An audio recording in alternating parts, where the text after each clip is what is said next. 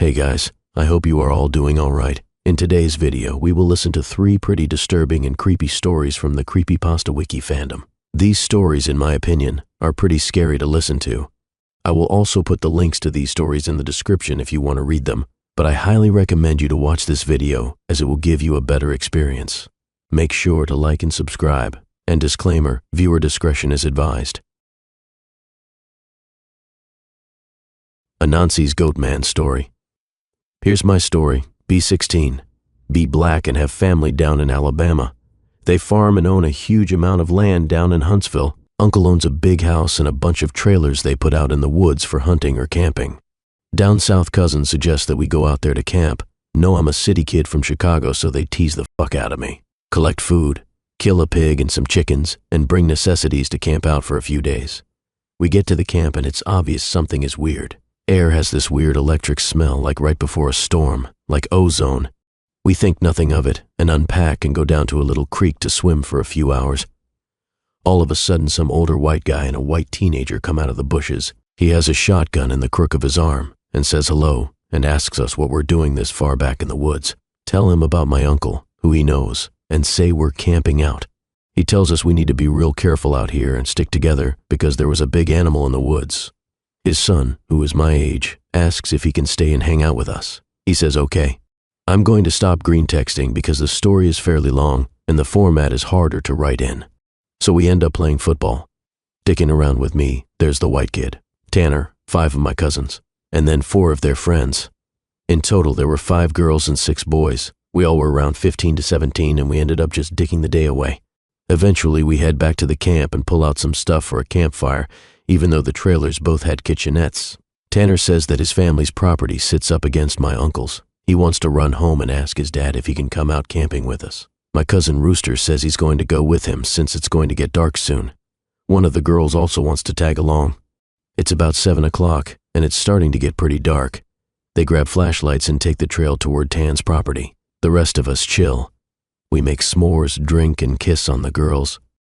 About 30 or 40 minutes later, there's the smell of ozone again.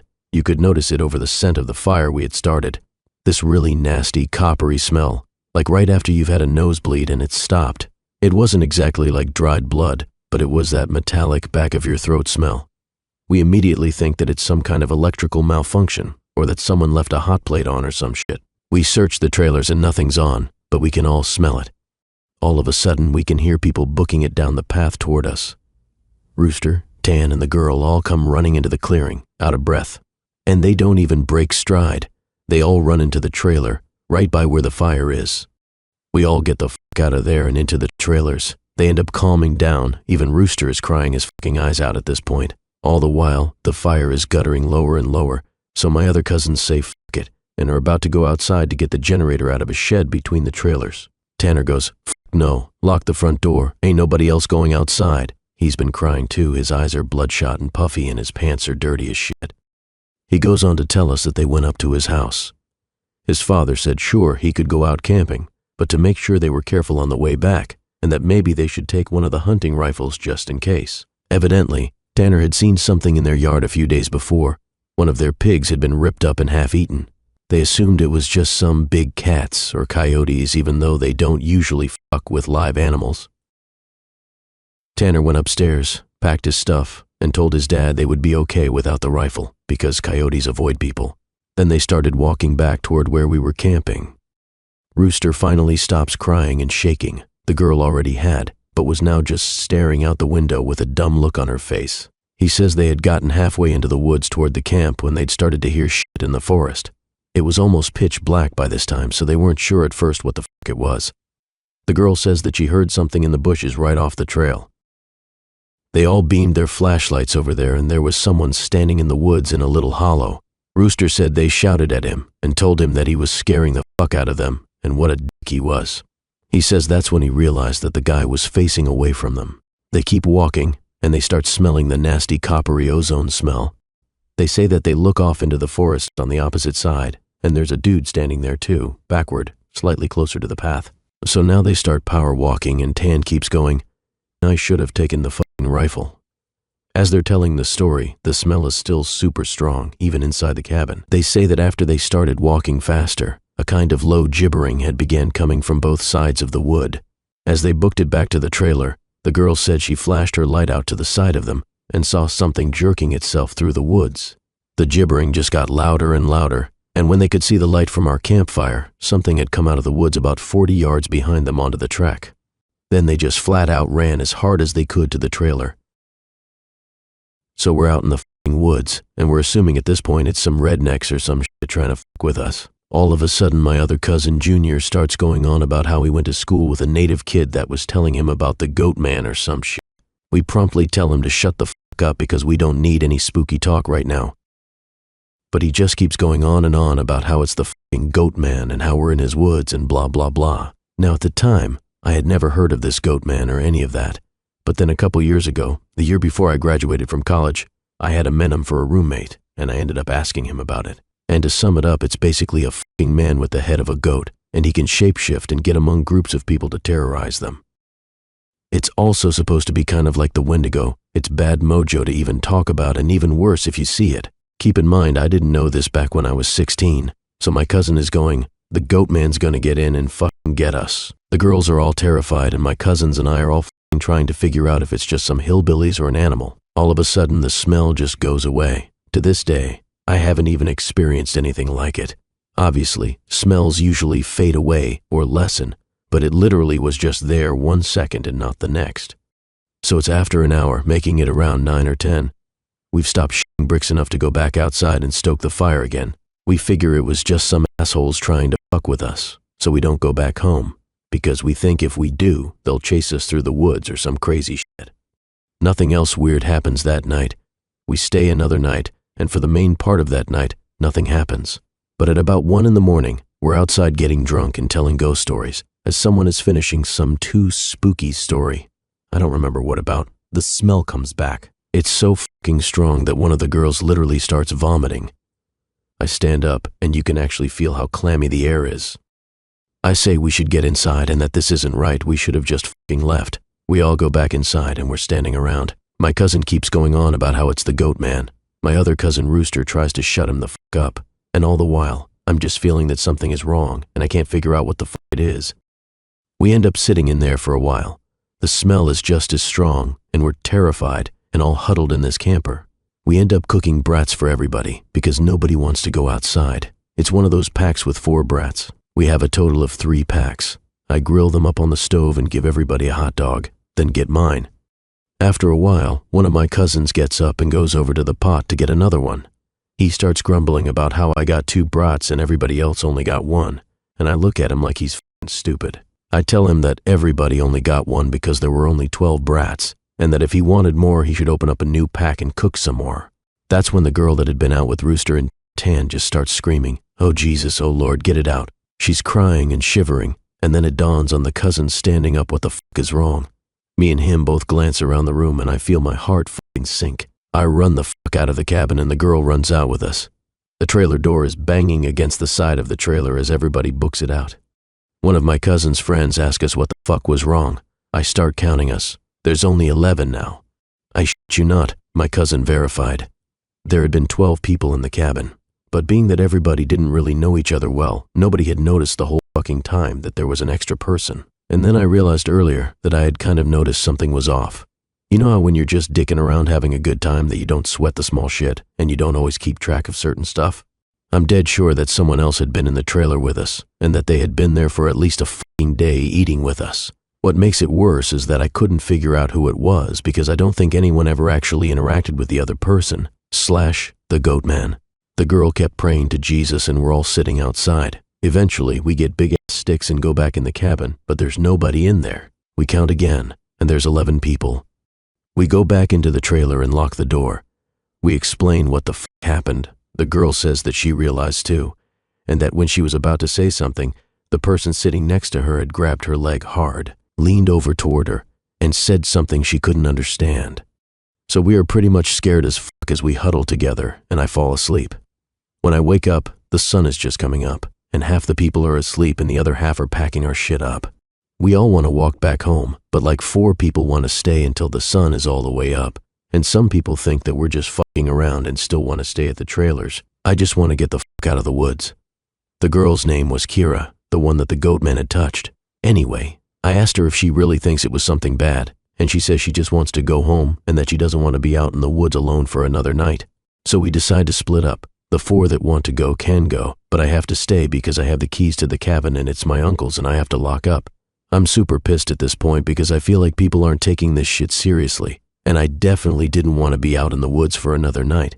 I spend the rest of the day trying to convince the rest of the people, now 4 girls and 4 guys, to get the fuck out of Dodge. Tanner leaves with them to go get a rifle and says he's going to be back, so there are just 7 of us left by 4 p.m. At around 5 p.m., he hasn't made it back yet, and we're getting extremely fucking antsy. The only reason I stopped begging them to leave was because he went to get a gun. At about 5:30 p.m. or so, the one cousin that did stay says that the girl Kira is outside. We all look outside, and sure enough, she's standing by the fire pit with her back to the cabin. I'm thinking to myself, if she was so fucking scared, why the hell would she come back? And then I get this nasty feeling in my gut. Keep in mind, the whole time the coppery smell has been gone. Now I realize I can smell just a twinge of it. I say this to the rest of them. Everybody, and these are the people that wanted to stay in the fucking woods after we had the goddamn Goatman in our midst, is laughing at me and asking if I set this up to scare them. I'm looking at them like I'm not fucking bullshitting you at all right now. I ask them, why the fuck would I play like that? So one of the girls goes outside to get Kira. She gets halfway to her and stops cold. Kira starts heaving. I don't know how the fuck to describe it. Sort of like if someone with their back turned was laughing without actually making any sound. It was this fact that made me realize there was not a fucking sound in the whole woods. It was dead silent. This was like late September, so it was still fairly hot at the time, but super chilly some days too. I step out the door and tell the girl to come back in the fucking trailer right goddamn now. She backs up into it, and we lock the fucking door. We pull down all the shades except one, and put a guy there in a chair to watch Kira. She stands there for another 20 minutes or so. Eventually, the guy turns to say that she's still there, and there's a huge fucking bang on the door. We all jump the fuck up and scramble around the living room of the trailer. The banging is super fucking loud. My cousin is holding one of the girls, the other 2 are kind of giggling with nervous laughter, and me and the other 2 guys are shitting bricks. Then we hear Tan. He's screaming, "Let me the fuck in. Stop fucking playing." We go over to the door and open it, and he stumbles in with a rifle. There's nobody else outside. Evidently, he had walked up to the campsite. Nothing weird happened in the forest, but he had seen a girl. Mind you, he said it was not Kira standing there. When he had gotten to the edge of the clearing, she had turned toward him with a slack-jawed look and just stared him down, slowly tracking him as he walked around the outside of the clearing towards the camp. He said it wasn't till he was almost halfway to the trailer that he'd realized she was getting closer to him. She had started off by the fire, and without him even seeing her move, she had been turning, inching closer. He said he just ran the rest of the way back to the cabin, thinking it would open. When he got to the door and it was locked, he turned and it was about half the distance to the door. He looks around the room and then gets super pale. He pulls me to the side and whispers in my ear, "You know there are only 7 of us in here, right?" I get that feeling where your stomach drops to your nuts. It had been back inside the trailer while we were sorting out who was going where, and then when we all went outside to talk earlier in the day, it had just slipped right back in. We look out the window and there is nobody there, so we recount, and then I go over and ask everyone how many people were here earlier, and everybody says 8. I say, "Well, how many are here now?" They all do the count and realize there are now only 7 people in the cabin. Tan had brought back a couple boxes of ammo and his rifle. He had told his dad that there was some kind of animal in the forest because he didn't think he would believe him if he said it was the Goatman. He says that his cousin is supposed to be coming down in a few hours and that in the morning we can all go back to his place and his cousin will drive us home. Now I'm really fucking terrified, but I at least feel better because we can be American and shoot the fuck out of whatever it is if it comes back. But then my cousin gets into this huge argument with one of the girls because she thinks that I'm trying to be funny and prank them. She's getting really scared and thinks I'm not funny. He keeps telling her I'm not that kind of person, and she says, "Well, how do we know the girl wasn't just Tanner in a wig?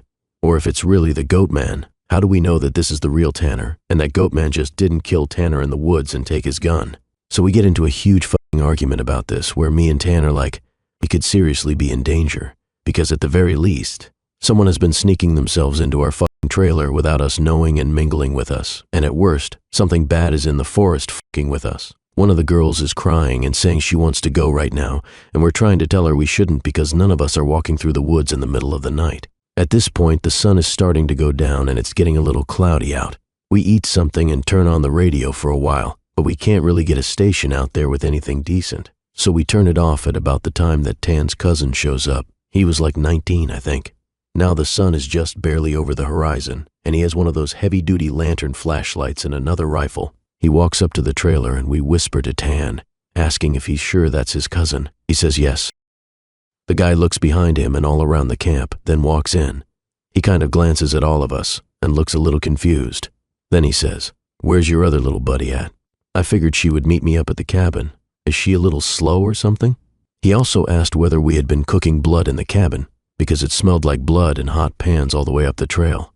We are all like fucking nope. We ask him what the fuck he's talking about with the girl he saw. He had come down the same trail Tan had been using and found. One of you guys' buddies. Standing in the middle of the trail looking at him slack-jawed. He had asked her a bunch of questions, but all she did was just look at him. Then she smiled, and he said he kept walking. She couldn't seem to keep up with him and kept lagging a little behind. He said he asked her if she was hurt or something and if she needed any help, but she had continued to stare. Eventually, he turned around a bend in the trail, but when he went back to see if she was okay, the trail was empty. He'd assumed she had taken some shortcut through the woods to our trailer. We tell him the whole story of what's been going on. I half expected him to say we were full of shit, but he just listened and then sat down on the couches in the living room. Tanner's cousin gets back to the girl. He says that when she had kept trying to lag behind him, it had kind of weirded him the f*** out, so he tried to keep her in front of him. But no matter how slow he walked, she was always lagging a little behind. He smelled this nasty smell, and it got stronger as he got to the camp. Eventually, it got really strong. She had said something really low that he didn't catch, and when he had turned around, she'd been right the f*** up on him. He stepped back from her. It was at this point that he asked her if she was okay. If she wasn't, he offered to carry her back the rest of the way. She just kept staring. He said he reached out for her, as in to grab her on the shoulder, but he must have misjudged the distance because she was off to the side of where he had put his hand, like she had moved while he was looking dead at her. So at this point, we know this shit's real, unless Tan is playing a joke, which we can tell he's not because he's almost pissing his pants. They load up their rifles, we eat some more, and we just kind of sit around until about 11. To this fucking day, every time I think about this, I really pray to God that it's some huge prank that my cousins played on me and just never revealed so I would shit myself for the rest of my life. There's like a half-knocking, half-clawing at the door, and I shit you not, there's this voice. It sounds like when you see those YouTube cats and dogs whose owners teach them how to talk. It says in this halting, weirdly toned voice, "Let me the fuck in, stop fucking playing." It made my fucking nuts creep up against my body, and one of the girls just starts crying and calling for Jesus. It was so fucking obviously not a person talking, it didn't have the right cadence. That's some shit that I never realized until that moment, but all people have a certain cadence when they talk, no matter what language. All people have a certain kind of rhythm when talking. This shit didn't have any kind of cadence or rhythm, one of those YouTube cats. That's what the fuck it sounded like outside the door. It sounded like this almost, just not funny. Sorry for being on a tangent, but if you can't imagine how this shit sounded, then you can't imagine how fucked up the whole situation was. So now I'm in full-on terror mode. We keep yelling outside, "Who is it? Stop fucking around, man." And it just keeps saying, "In," or "Let me the fuck in," for almost 15 minutes. Then the smell goes away for a while, and for the next hour or so, you can hear someone basically creeping around in the woods and shit. Every couple minutes it comes back to the door and says something. Finally, the smell fades away at around 2 in the morning. Reese says, "Oh man, f*** this," opens the door, and walks outside with his rifle. He fires a shot into the air and says something to the effect of, "In the name of Jesus Christ, go away." He fires 2 more times, and then from the woods, right up against the river across from the trailer, it sounds like something is slowly gibbering and hooting. Then it starts screaming, and it sounds almost like a woman and a cat in a bag screaming together. Like I seriously have never heard any shit like that. We can hear the brush over that way start to shake. Reese fires over into the tree line and then starts backing up into the building. We lock the door, and we can hear this shit keening and screaming. Reese says something had come out of the bushes super low to the ground and was crawling toward the cabin. He had shot at it. Pretty much, that was how the rest of the night went. Literally constant screaming for the next 2 hours and shit moving out into the tree line. But it never came back up to the cabin until everyone had finally fallen asleep. Tan had been sitting in the chair watching the door with his rifle. Nobody else heard or saw this, and he told me 2 days later, after the whole thing was over. He said he had been nodding off after the screaming and noises finally stopped. He'd been almost asleep when he saw someone come out of the bathroom and then lay down in the middle of the floor and go to sleep. He just assumed it was one of us and that the guy had nodded off. Then he said he kind of realized something was wrong, and while pretending to be sleeping, he counted us. There were 9 people in the cabin. He didn't want to try to shoot at the fucking thing and have it kill us all then and there, or have Reese wake up and start shooting and us kill ourselves. So he just stayed awake all night, pretending to be asleep. He said sometimes it would stand up and kind of do this weird jittery thing, or heave like it was laughing, but then it would lay back down. The story closes pretty weak, because from my perspective, nothing happened. When we woke up, I noticed that Tan was a little jittery, and that he was avoiding looking at all of us. But we ate some breakfast, packed up, and started walking to his house. He stayed last in the cabin and said he'd lock up and bring me my uncle's keys. He told us to just start walking, and that he'd catch up, which I didn't really want to fucking do. We got a little bit up the path, and when he came running up, we just jogged back to his house. His cousin took us home. There was a window in the bathroom. Tan had gone back to lock up and looked in there. We were too stupid to lock a screenless window, and it was fucking up when he went in there. I'm guessing it had been doing that all along, waiting for us to fall asleep or slip up and then getting in among us.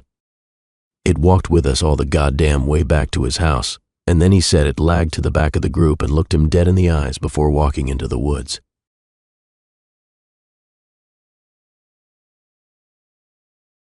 Experience with a shadowy figure. I hadn't slept in, a day? I was sitting at my computer, mindlessly browsing posts on a somewhat small forum. Click, click, and maybe a few bouts of typing, in between finding threads to post on, that interested me in the slightest. I always had a strange affinity for seeing things, but this time it was different. A strange shadow swept across my vision, but unlike the usual strange visuals, I actually felt it this time. It felt like a quick, cold breeze and sent chills across my body. Surprised, I looked around the room. The shadow that swept across my vision, it was gone, and there was no trace of it. I got up and locked my door. It always gave me a needed sense of security, and sat back down. I went back to my mindless browsing of the forums, never really paying attention to the outside world. I just continued clicking and typing. That is, until the knocks came. Knock, knock, knock. 3 successive knocks, done in small bursts every 10 seconds or so. I, still paranoid, cautiously asked who was there. The knocking stopped, and I grabbed the pocket knife that was on my table. I didn't know what the hell was going on, but I wanted to know what it was. I waited at my door for another few minutes before the knocks came again. I didn't answer this time, and the knocks became scratching. I quickly unlocked and opened my door, and for just a split second I saw a strange, humanoid, shadowy figure standing in front of my room's entrance. To this day, I still don't know if it's just sleep deprivation that caused it, or something more sinister, but since it's happened, I almost always lock my door at night, and constantly check over my shoulder for anything strange.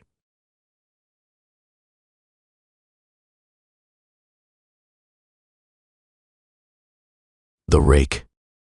During the summer of 2003, events in the northeastern United States involving a strange, human-like creature sparked brief local media interest before an apparent blackout was enacted.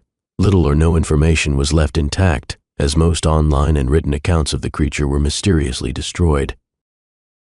Primarily focused in rural New York State and once found in Idaho, self-proclaimed witnesses told stories of their encounters with a creature of unknown origin.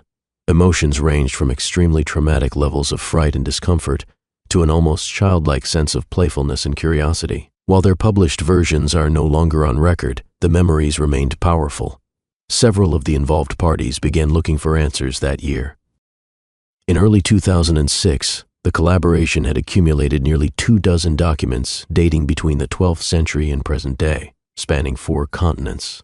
In almost all cases, the stories were identical. I've been in contact with a member of this group and was able to get some excerpts from their upcoming book. A Mariner's Log, 1691. He came to me in my sleep. From the foot of my bed I felt a sensation. He took everything. We must return to England. We shall not come here again at the request of the Rake. A journal entry translated from Spanish, 1880. I have experienced the greatest terror. I have experienced the greatest terror. I have experienced the greatest terror. I see his eyes when I close mine. They are hollow, black. They saw me and pierced me. His wet hand, I will not sleep. His voice, unintelligible text. A suicide note, 1964. As I prepare to take my life, I feel it necessary to assuage any guilt or pain I have introduced through this act. It is not the fault of anyone other than him. For once, I awoke and felt his presence, and once I awoke and saw his form. Once again, I awoke and heard his voice and looked into his eyes. I cannot sleep without fear of what I might next awake to experience. I cannot ever wake. Goodbye. Found in the same wooden box were 2 empty envelopes addressed to William and Rose, and 1 loose personal letter with no envelope. Dearest Linny, I have prayed for you. He spoke your name. From a witness, 2006. 3 years ago, I had just returned from a trip to Niagara Falls with my family for the 4th of July. We were all very exhausted after a long day of driving, so my husband and I put the kids straight to bed and called it a night. At about 4 a.m., I woke up thinking my husband had gotten up to use the restroom. I used the moment to steal back the sheets, only to wake him in the process. I apologized and told him I thought he was out of bed. When he turned to face me, he gasped and pulled his feet up from the end of the bed so quickly, his knee almost knocked me out of the bed. He then grabbed me and said nothing. After adjusting to the dark for a half second, I was able to see what caused the strange reaction. At the foot of the bed, sitting and facing away from us, was what appeared to be a naked man or a large hairless dog of some sort. Its body position was disturbing and unnatural, as if it had been hit by a car or something. For some reason, I was not instantly frightened by it, but more concerned as to its condition. At this point, I was somewhat under the assumption that we were supposed to help him. My husband was peering over his arm and knee, tucked into the fetal position, occasionally glancing at me before returning to the creature. In a flurry of motion, it scrambled around the side of the bed, and then crawled quickly in a flailing sort of way right along the covers until it was less than a foot from my husband's face. It was completely silent for about 30 seconds, probably closer to 5, but it seemed like a while just looking at my husband. It then placed its hand on his knee and ran into the hallway, leading to the kids' rooms. I screamed and ran for the light switch, planning to stop this thing before it hurt my children. When I got to the hallway, the light from the bedroom was enough to see it crouching and hunched over about 20 feet away. It turned around and looked directly at me, covered in blood. I flipped the switch on the wall and saw my daughter, Clara. The creature ran down the stairs as my husband and I rushed to help our daughter. She was very badly injured and spoke only once more in her short life. She said, "He is the Rake." My husband drove his car into a lake that night while rushing our daughter to the hospital. They did not survive. Being a small town, news got around pretty quickly. The police were helpful at first, and the local newspaper took a lot of interest as well. However, the story was never published, and the local television news never followed up either. For several months, my son Justin and I stayed in a hotel near my parents' house. After we decided to return home, I began looking for answers myself. I eventually located a man in the next town over who had a similar story. We got in contact and talked about our experiences. He knew of 2 other people in New York who had seen the creature we now referred to as the Rake. It took the 4 of us 2 solid years of hunting on the internet and writing letters to come up with a small collection of what we believed to be accounts of the Rake. None of them gave any details, history, or follow-up. One journal had an entry involving the creature in its first 3 pages, then never mentioned it again. A ship's log explained nothing of the encounter, saying only that they were told to leave by the Rake. That was the last entry in the log. There were, however, many instances where the creature's visit was one of a series of visits with the same person. Multiple people also mentioned being spoken to, my daughter included. This led us to wonder if the Rake had visited any of us before our last encounter. I set up a digital recorder near my bed and left it running all night, every night, for 2 weeks. I would tediously scan through the sounds of me rolling around in my bed each day when I woke up. By the end of the 2nd week, I was quite used to the occasional sound of sleep while blurring through the recording at 8 times the normal speed. It still took almost an hour every day. On the first day of the 3rd week, I thought I heard something different. What I found was a shrill voice. It was the Rake. I can't listen to it long enough to even begin to transcribe it. I haven't let anyone listen to it yet. All I know is that I've heard it before, and I now believe that it spoke when it was sitting in front of my husband. I don't remember hearing anything at the time, but for some reason, the voice on the recorder immediately brings me back to that moment. The thoughts that must have gone through my daughter's head make me very upset. I have not seen the Rake since he ruined my life, but I know that he has been in my room while I slept. I know and fear that one night I'll wake up to see him staring at me.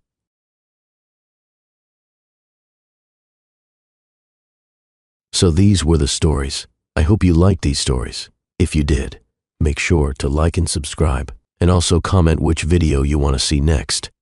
Thanks for watching.